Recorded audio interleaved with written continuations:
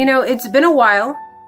Started a brand new life with a brand new job, and I feel motivated to create, to talk about what's been going on in my life. It was previous place, not so happy, but moved on to greener pastures. Totally happy there. Definitely seems like a challenge that I definitely invite. But nonetheless, I'm happy. I'm in my happy place. And it's funny because I'm an artist, and I kind of talk about it. I don't know if I've ever talked about it in my other episodes. And, you know, I'm not one of these people that love to constantly brag about their work and what they've done. But yeah, it was funny because all of a sudden I was just vending art. Had no books, had nothing, no channel, signs anywhere to be seen. And a lady comes up to me and she's like, "Where's your puppets book? I'm looking for it." And I was like, "Oh, well, I usually, I usually vend them around October. That's my time, right? Time of the year." And it was really interesting. So yeah, I was pretty astounded that, somebody was looking for my stuff. Literally went back to a venue that I didn't even say I went to. So, as far as like saying, I usually do say I'm going to be here, I'm going to be vending, blah, blah, blah. And no, I didn't even do that. So it was like, wow, by chance of luck, but it was really cool. I really appreciate the support.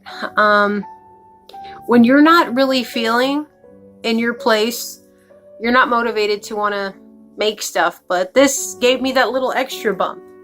So I thought I'd be talking to you about something that is absolutely important. It's going to be in my next book.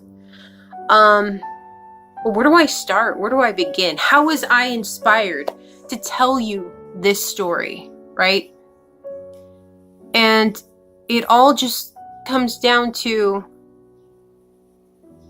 I was in the park and I was just strolling along, and this car slowly crept past me.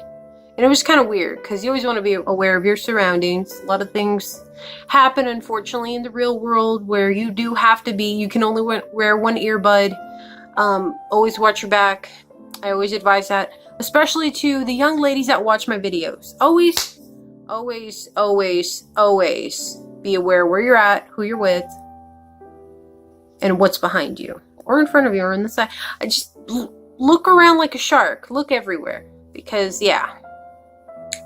But nonetheless, it was just somebody who was just taking pictures of like wildlife and stuff, and I was like, oh, okay. And so, but it got me thinking about one of my family members, and she had one time told me about this encounter, and I have heard about these encounters, and I kind of forgot about it. Honestly, when you're talking about monsters, you're just like, whatever, man, I just care about the monsters. But no, this was more dynamic, more iconic, and very just unsettling, if you will. And so she said it took place around the time of the early to mid 1970s. And this is when she and my uncle were engaged. And so they were going to the park to enjoy. I don't know what the hell is up with the park. There's so many things that happen at the park. And I'm just like, wow, really? But back to the story. They were engaged. It was the 1970s. And they were driving, I believe, my grandpa's Ford pickup, and it was like a Model A. So, or it could have been a Model T. I don't know. It was an old school, like 1950s retro truck, and heavy duty, no power steering, nothing. And so they're heading out there, and they've kind of enjoyed their picnic. They've, had fun. They're coming back, and the sun is setting. It's getting darker. And they tell me that, I know that she had told me the name of the park, It might have been a Spada, I don't know. But she said it was a really curvaceous. It had a lot of curve, and she basically was very concerned about my soon-to-be uncle's driving. She was just like, just watch the road, focus on the road, because I don't want to fall off that cliff. And she was very to the point.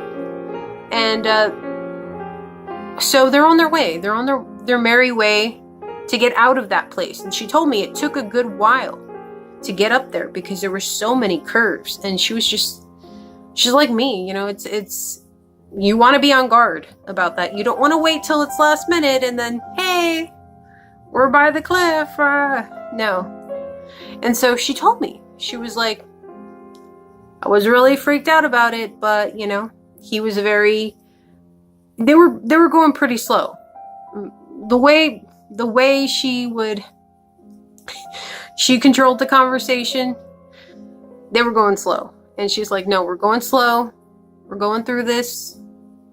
It's dusk. The sun is going down. And it's a pretty quiet place. And they hear something. But they can't really pinpoint what they're hearing. At first, since most of my family works for the government, they thought it was like a plane, you know, coming down. Like she told me it was a weird noise. But it was like it was following them. Slowly but surely. She was trying to look up in the air, thinking it's a plane, it's gonna fall. She's like, keep your eyes on the road. But then it started getting louder and louder. And then they figured it out. It was the roar of an engine. And it was getting louder and louder and louder. And then by that time they saw the lights. And this car, she told me, was going about 80, 90 miles an hour. And she saw the car coming. She told my uncle, who could see the car coming from the rearview mirror, and they could swear they were going to get hit. Just swear that they were going to get hit from behind. And it stopped right in time behind them. Slowed it down enough to not have impact. And by that time, they were able to snap out of it. What the hell does this car want from us? Why is it tailgating us from so far behind? And they felt like they were being like punted, if you will, because they had never seen a car drive so aggressively at them that it shook them. It shook the world, and it brought them into the situation of saying, okay, there's a crazy man behind that car or something, because nobody drives like that ever. When you're in Southside San Antonio, you are not going to be intimidated without something incredibly bad probably going to happen. Nobody drives like that. And so the adrenaline is rushing, and they're thinking, what are we going to do? What are we going to do? Keep driving at your same pace. Don't let it phase you out. But then it starts going back and forth, trying to let them know that this car is intimidating them.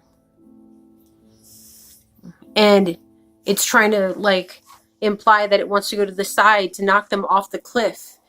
And they're both screaming. She's screaming at him to focus on the road, get closer to the... But if he goes to the next lane, you know, he's not sure what's going to happen. Is this car going to keep... So he stays in his lane and focuses.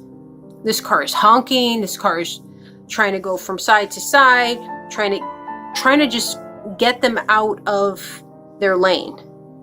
Trying to get them to move, to jitter, to make some sort of move that they could basically just fall off the cliff.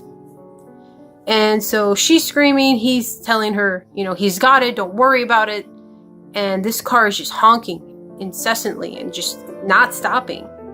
Still seeming like it's almost out of control in the way it's driving, but not, because it's stopping to the point it's slowing down to where it's not hitting this car. It's intimidating it. And the adrenaline is rushing through both of them. They are freaking out, but they have to stay in control, because all it takes is one bad move and they're off that cliff. Maybe one move that's just significant enough to have this car literally push them out off the cliff. So they keep going and going and going until they finally reach where there's other cars. And this car just speds off. And, she told me, like, she's a very, my family member, she was like very, she wouldn't let intimidation just get a hold of her. She would basically meet at that level and just, I come from that type of temperament, if you will. If you're gonna talk big, you better walk big. But at the end of the day, it's most of the time, depending on the individual. If people are gonna call bluffs, that's fine and dandy. But if you set one, you better be prepared to meet at that bluff. And so, when she told me this, it freaked me out, because you could tell, like, when it was being told to me, that it was being relived all over again. And, I've been in a fight or flight situation, and every time I talk about it, like my incident, it's nowhere near that. Like, I can tell that it was incredibly traumatizing. And this car, she told me, it was a large body, wide and long, kind of almost, I don't know, she said it was like a big black Buick, and you couldn't see inside. She didn't know if it was a man or a woman, because she said, at some point she just wanted to yell at them, tell them off. Like, that was from the first time that car roared out of nowhere and they saw those headlights, the first thoughts that came to her were pretty much anger. I'm going to tell you off. And when you can't see anybody in there, the lights were black, the windshield, everything was dark. It was tinted beyond anything. She said it wasn't even like it was tinted. It was like it was solid black. And, it tried to run them off the road, in which they would fall off a cliff, if you will. And, I really wish I could have had the chance to ask that sort of story all over again, as an older individual, but I never got the chance. And I can still remember the highlights of that story. As a kid, that was always fascinated, like, with not just the paranormal, because I studied a lot. I'm not going to lie and not say, oh, I wasn't fascinated with all, aspects of the paranormal or the occult. But at some point in time, I realized I wasn't going to learn everything. And even if I did learn new things, I probably would not retain everything. So I like to kind of keep some of it a mystery, if you will. But when I heard stories like that and how they were told and how I felt the adrenaline, I couldn't help but, tell you guys this story of the black car. And there's so many stories out there of several, different accounts. And so it's really weird how everybody somehow knows either somebody who's encountered the black car. But it is very interesting, because if anything, I feel like since that part of my family came from the West Side, it would have been more like the tale of El Camaroncito or something like that, where I would hear, we went there on a dare or something. But no, this was just like out of nowhere had no idea that this was going to happen. We were going to get intimidated almost off the road by a cliff, and no, had no clue.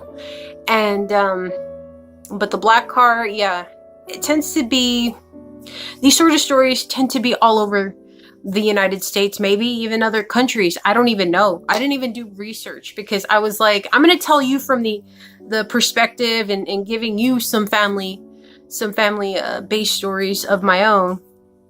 But it was pretty crazy. I've never heard of a story like that. Nobody's ever told me.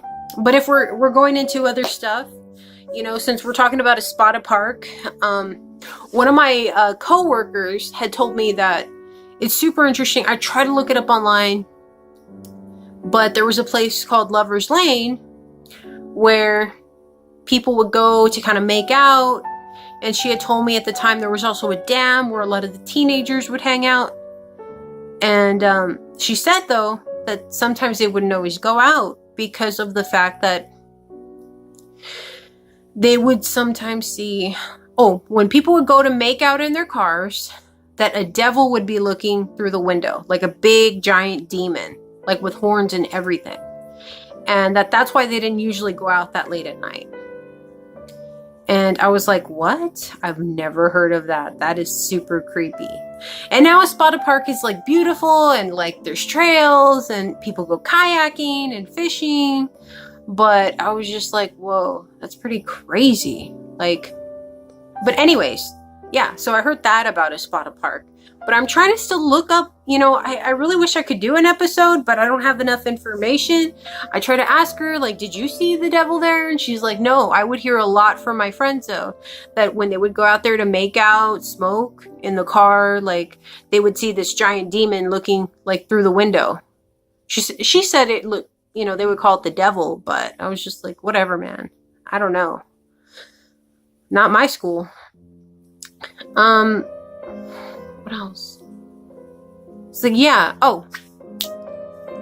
If anything, I'm sure there's a bunch of stories on the mysterious black car. I would also advise, check out this super awesome movie called The Car, starring, it's James Brolin. That's Josh Brolin's dad. He was like the actor in the Amityville. But The Car, I mean, Amityville's okay, but The Car is badass. It is probably one of my favorite movies, like, ever. The stunts, the actors, everything. You cannot go wrong. Check out The Car. I will show you a trailer in just a moment. But yeah, that is like, there's so many questions that you ask, but then there's so many answers that you're just like, do I really need to know that? I love this freaking movie, right? But I will catch you guys later. Thank you so much for watching. Like, share, and subscribe. We definitely are almost at 1,000 subscribers. I don't know how I could do this without you guys, but I definitely appreciate everything you've done. We're almost there at 1,000 subs. Almost there. Yay. Thank you for watching, and I will be bringing you more content. I promise. This is a Dark Queen, over and out. Goodbye.